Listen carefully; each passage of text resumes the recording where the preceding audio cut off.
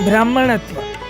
विश्वामित्र जी ने संकल्प कर लिया कि ये अस्त्र शस्त्र वगैरह इतना काम का नहीं है जितना है ब्राह्मणत्व का बल है।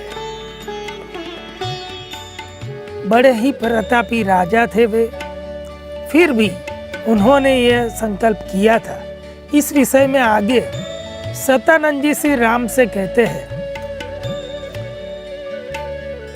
कि महर्षि वशिष्ठ से पराजित होकर विश्वामित्र जी अपनी पत्नी के साथ दक्षिण दिशा में एक घनघोर वन में चले गए थे और वहां रहकर उन्होंने अत्यंत भयंकर तप किया था जी। वन में ही विश्वामित्र जी के 4 पुत्र उत्पन्न हो गए थे जिनके नाम थे हविष्मंद, मधुस्पंद, दृढ़ नेत्र और महारथ। ये जो 4 पुत्र थे वे भी उनके साथ धर्म के कार्य में हमेशा लीन रहते थे। विश्वामित्र जी ने जब 1000 वर्ष की बड़ी ही घोर तपस्या की, तभी ब्रह्मा जी कुछ देवताओं के साथ वहां उपस्थित हो गए थे और बड़े ही प्रसन्न होकर विश्वामित्र जी से यह कहा था कि आपने इतनी घोर तपस्या से राज ऋषि के लोकों पर विजय प्राप्त कर ली, इसीलिए आज से हम भी आपको राज ऋषि कहेंगे और आप ही सच्चे राज ऋषि हैं। ब्रह्मा जी के मुख से यह बात सुनकर विश्वामित्र जी को थोड़ा दुख हुआ, क्योंकि उन्होंने तो ब्राह्मणत्व प्राप्त करने के लिए यह तपस्या की थी। परंतु ब्रह्मा जी सभी देवताओं के साथ यह बात कहकर अपने अपने लोकों में चले गए थे। तभी विश्वामित्र जी ने फिर से भयंकर तपस्या करने का निश्चय किया और तपस्या करने लगे थे। शतानंद जी ने यह बात आगे श्री राम को सुनाते हुए यह कहा, तभी आपकी अयोध्या नगरी में इक्ष्वाकु कुल में त्रिशंकु नाम से एक राजा थे। वह बड़े ही प्रसिद्ध थे। तभी उनके मन में एक विचार आया कि क्यों न अपने सशरीर स्वर्ग जाओ। ऐसा राजा को विचार आया। तभी उन्होंने अपने उस समय के गुरु महर्षि वशिष्ठ जी के सामने जाकर अपना यह विचार प्रकट किया था। परंतु वशिष्ठ जी ने राजा त्रिशंकु से स्पष्ट कह दिया कि ऐसा होना असंभव है। तभी महर्षि वशिष्ठ जी से निराश होकर राजा त्रिशंकु वशिष्ठ जी के 100 पुत्र थे, उनके पास चले गए और उन्हें विनती करने लगे और सशरीर स्वर्ग जाने की अपनी जो इच्छा थी वह उन्हें सुनाई। और साथ ही उन्होंने यह भी कहा कि मुझे इस बात के लिए मेरे गुरु वशिष्ठ जी ने तो ना कहा है, इसीलिए मैं आपके पास यह बात लेकर आया हूँ, आप मेरे लिए यह यज्ञ कीजिए। तभी उन गुरु पुत्रों ने उनकी बात को ठुकरा दिया और कहा था कि यह भी हमारे पिता यदि यह बात नहीं कर सकते तो हम भी यह यज्ञ करना नहीं चाहेंगे और आपको भी यह करना नहीं चाहिए। तभी वे भी राजा थे। तब राजा त्रिशंकु ने उन गुरुपुत्रों से यह कहा था कि गुरु ने तो मुझे ठुकरा ही दिया था, अब आप लोग भी यह कार्य स्वीकार नहीं कर रहे हो, अतः अब मुझे किसी ही बड़े गुरु के पास जाना पड़ेगा और मैं उन्हीं से इस यज्ञ को करवाऊंगा। ऐसी अहंकार भरी बातें उन्होंने जब वशिष्ठ जी के 100 पुत्रों को सुनाई तो क्रोध में भरकर उन गुरु पुत्रों ने राजा त्रिशंकु को श्राप दे दिया कि जा तू चांडाल हो जा, जो अपने गुरु और गुरु पुत्रों का अनादर करता है। और रात व्यतीत होते हुए राजा त्रिशंकु चांडाल हो गए। तभी उनके मंत्री, उनके सेनापति, उनके साथ रहने वाले सैनिक भी उनसे दूर भाग गए थे। तभी अकेले पड़ गए और चिंतित हो गए राजा त्रिशंकु। भटकते भटकते विश्वामित्र जी के आश्रम में पहुंच गए थे और विश्वामित्र जी की शरण में जाकर उन्हें पूरी बात कह सुनाई थी और उनको कहा था कि मैं सशरीर स्वर्ग जाना चाहता हूं। वशिष्ठ जी से अपमानित हुए राजा त्रिशंकु को विश्वामित्र जी ने शरण दे दी थी और उनके हृदय में करुणा और दया आई थी। तभी उन्होंने राजा त्रिशंकु को आश्वासन दिया और उन्हें यह भी कहा था कि मैं तुम्हें इसी श्रापित शरीर के साथ ही स्वर्ग अवश्य भेजूंगा। और तभी उन्होंने अपने पुत्रों और साथ में रहते सभी मुनियों को इस यज्ञ के लिए सामग्री जुटाने की आज्ञा कर दी थी और साथ ही कुछ मुनियों को, बड़े बड़े ऋषि मुनि और कई मुनियों को बुलाने के लिए आमंत्रण देने भेज दिया था और कहा था सिर्फ वशिष्ठ मुनि को आमंत्रण न दिया जाए। जब विश्वामित्र जी के सभी ऋषि मुनि यज्ञ का आमंत्रण देने वशिष्ठ जी के 100 पुत्रों के पास पहुंच गए थे, तभी वशिष्ठ जी के 100 पुत्रों ने विश्वामित्र जी का आमंत्रण सुनकर क्रोध पूर्वक यह कहा था कि एक तो चांडाल का यज्ञ और कराने वाला भी क्षत्रिय, उसके यज्ञ में कौन ऋषि भाग लेगा। इस प्रकार विश्वामित्र जी की निंदा कर दी थी। तभी जब यह बात विश्वामित्र जी को मुनियों ने आकर बताई, तभी विश्वामित्र जी ने क्रोध में आकर वशिष्ठ मुनि के 100 पुत्रों को यह श्राप दे दिया कि मैं उग्र तपस्या में लगा हूं, फिर भी जिसने मुझ पर दोषारोपण किया है वह दुरात्मा भस्मीभूत होकर 100 जन्मों तक चांडाल जाति में जन्म ले। उसके बाद विश्वामित्र जी ने निमंत्रण पर आए ऋषि मुनियों से अपना यज्ञ आरंभ कर दिया। त्रिशंकु राजा के लिए जो ये यज्ञ हो रहा था, उसमें विश्वामित्र जी ने सभी देवताओं को बड़ा ही आह्वान किया था और अपना अपना भाग इस यज्ञ से प्राप्त करने का आमंत्रण दिया था। तभी कोई भी देवता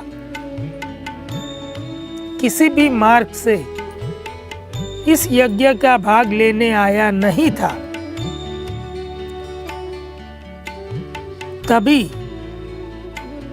त्रिशंकु राजा भी चिंतित हो गया था। तभी क्रोध में आकर विश्वामित्र जी ने त्रिशंकु राजा से यह कहा था, अब तुम मेरे तपोबल का बल देखो, मैं तुम्हें अभी ही स्वर्ग भेज देता हूँ। ऐसा कहकर वह मंत्र जाप करने लगे थे और कुछ ही देर बाद उन्होंने त्रिशंकु राजा को आदेश दिया कि राजन, अब तुम इसी शरीर से स्वर्ग जाओ। तभी चांडाल बने हुए त्रिशंकु राजा उड़ने लगे थे और स्वर्ग की ओर बढ़ने लगे थे। तभी वहां उपस्थित सभी ऋषि मुनि आश्चर्यचकित हो गए थे। देखते ही देखते राजा त्रिशंकु स्वशरीर स्वर्गलोक पहुंच गए थे और स्वर्गलोक में आए राजा त्रिशंकु को देखकर सभी देवता और इंद्र भी ताज्जुब में पड़ गए थे। तभी इंद्रदेव ने क्रोध में आकर त्रिशंकु को यह कहा था कि तूने अपने गुरु और गुरु पुत्रों का अपमान कर कर अपना बल और अपना तप नष्ट कर दिया है। तेरा पुण्य नष्ट हो गया है, इसीलिए अब तू स्वर्ग में नहीं रह सकता। जा तू जमीन पर गिर जा। इंद्र के ऐसा कहते ही राजा त्रिशंकु पुनः पृथ्वी पर गिरने लगा था और स्वर्ग से नीचे आ रहे त्रिशंकु,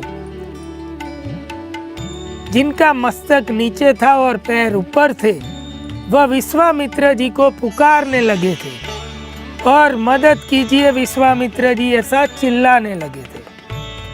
तभी स्वर्ग से गिरते राजा त्रिशंकु को देखकर पुनः विश्वामित्र जी को दया आ गई और उन्होंने क्रोध में आकर राजा त्रिशंकु को यह आदेश दिया कि ठहर जा, जहां है वहीं ठहर जा। ऐसा आदेश उनको मिला, तभी उनका शरीर आकाश में वहीं रुक गया था। तभी वह पृथ्वी और स्वर्ग के बीच लटक गए थे। राजा त्रिशंकु को आकाश मार्ग में रोककर विश्वामित्र जी ने क्रोध में भरकर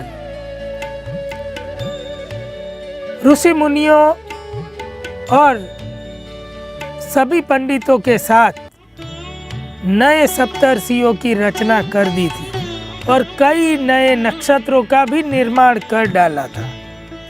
और तभी विश्वामित्र जी एक दूसरे ही स्वर्ग और दूसरे ही देवताओं को बनाने जा रहे थे। यह सब देखकर सभी देवता डर गए थे और तभी सभी देवता विश्वामित्र जी के पास विनती लेकर पहुंच गए थे और इन्हें कहने लगे थे कि कृपया आप दूसरा स्वर्ग और दूसरे देवता न निर्माण कीजिए। तभी विश्वामित्र जी ने यह कहा था कि मैंने राजा त्रिशंकु को अपना वचन दे दिया है कि वह स्वर्ग का सुख इसी शरीर से भोगेगा।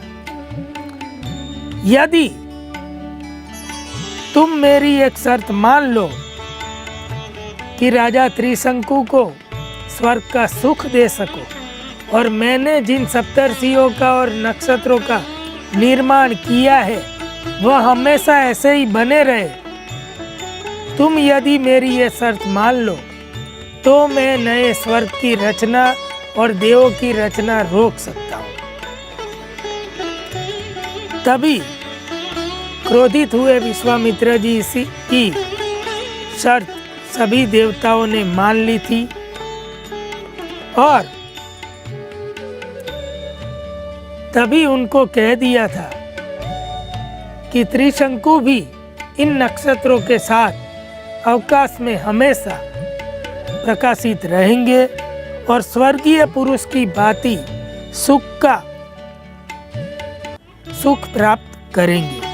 इसी प्रकार शतानंद जी विश्वामित्र जी की यह कथा सुनाकर आगे कहते हैं कि विश्वामित्र जी ने तभी सोचा था कि दक्षिण दिशा में रहने से मेरी तपस्या भंग हो गई है, इसीलिए वह अपनी तपस्या करने के लिए पश्चिम दिशा में पुष्कर के तपोवन में आगे की अपनी तपस्या करने के लिए चले गए थे। जिस समय विश्वामित्र जी पुष्कर के तपोवन में तपस्या कर रहे थे, उस समय अयोध्या पर राजा अम्बरीश का राज चल रहा था।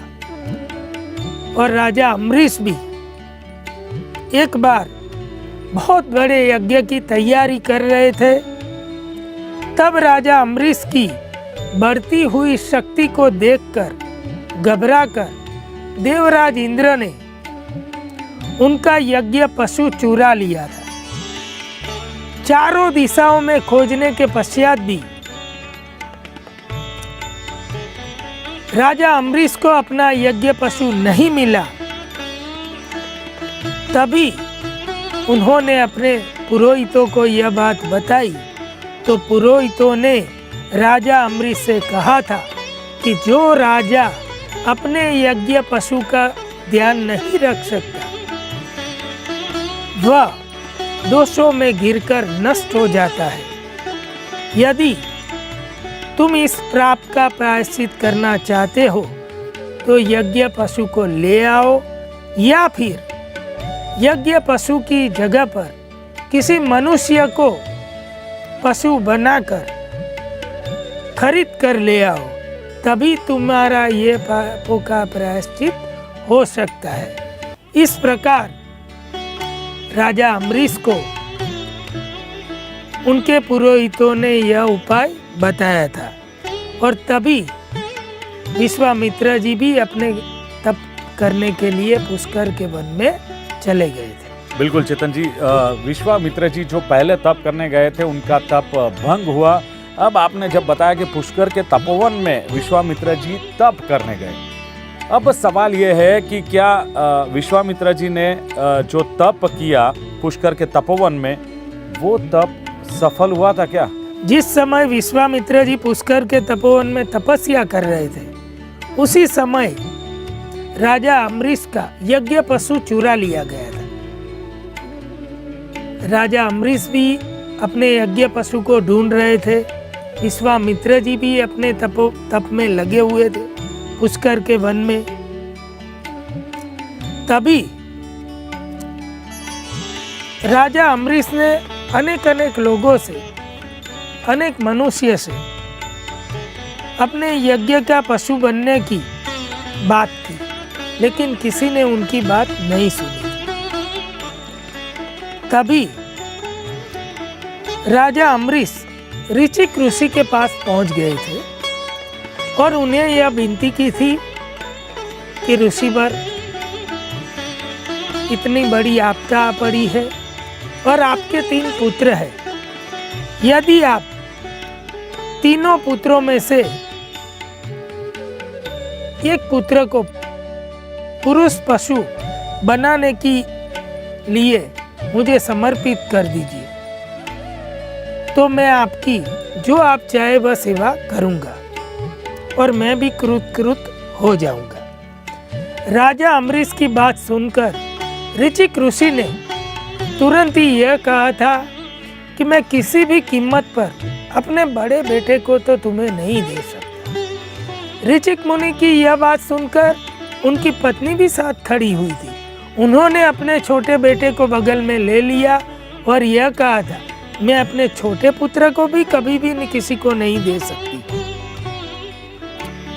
पिता ने ज्येष्ठ पुत्र को ऐसा कहा, माता ने सबसे छोटे पुत्र को यह कहा, तो मंझला जो पुत्र था उसका नाम था शुम्शेर। यह बात सुनकर मन ही मन थोड़ा क्रोधित हो गया और मंझला पुत्र क्रोधित होकर राजा अम्बरीश से कहने लगा कि मैं तैयार हूँ यज्ञ पशु बनने के लिए। तभी उसके माता पिता ऋचिक मुनि और उनकी पत्नी ने उसे बहुत समझाने का प्रयास किया, लेकिन शुम्शेर क्रोधवश किसी की बात सुनने को तैयार ही नहीं हुआ और अम्बरीश से कहने लगा कि आप मुझे खरीद लीजिए। तभी मन ही मन राजा अम्बरीश प्रसन्न हो गए थे। जब वह बालक नहीं माना तो ऋचिक मुनि के भी कुछ कहने का कोई अर्थ नहीं रहा। तभी ऋचिक मुनि के मंझले पुत्र शुम्शेर के बदले में राजा अम्बरीश ने लाखों सुवर्ण रत्न, लाखों सुवर्ण मोहरे और 1 लाख गाय का दान किया और ऋचिक ऋषि को दे दिया था। तभी सुनसेप को वो अपने साथ पशु की भांति रस्सी से बांधकर अपने रथ पर सवार कर अयोध्या की तरफ ले चले थे। ऋषि पुत्र सुमसेप ने क्रोधवश यह बात कह तो दी थी कि मुझे पुरुष पशु बना लीजिए, परंतु अब उन्हें मन ही मन घबराहट होने लगी थी कि यज्ञ पूरा होते ही पशु की भांति उसका भी वध हो जाएगा। तभी वो मन ही मन वो डरने लगा था और तभी उसे ये ख्याल आया कि इसी वन में उसके मामा विश्वामित्र जी तप कर रहे हैं। तभी उसने राजा अम्बरीश से यह बात कह सुनाई थी कि मैं अंतिम बार मेरे मामा के दर्शन करना चाहता हूँ, यदि आप मुझे वहां ले चले। राजा अम्बरीश ने विश्वामित्र जी का नाम सुना तो मन ही मन उसे भी ऐसा हो गया कि मुझे भी विश्वामित्र जी के दर्शन करने चाहिए। तो वह विश्वामित्र जी के आश्रम पर सुमसेप को लेकर चले गए थे। सुमसेप को उनके मामा के पास भेज दिया। मामा के चरणों में गिरकर सुमसेप रोने लगा। तभी विश्वामित्र जी ने बड़े ही प्यार से अपने भांजे को गले लगा लिया था।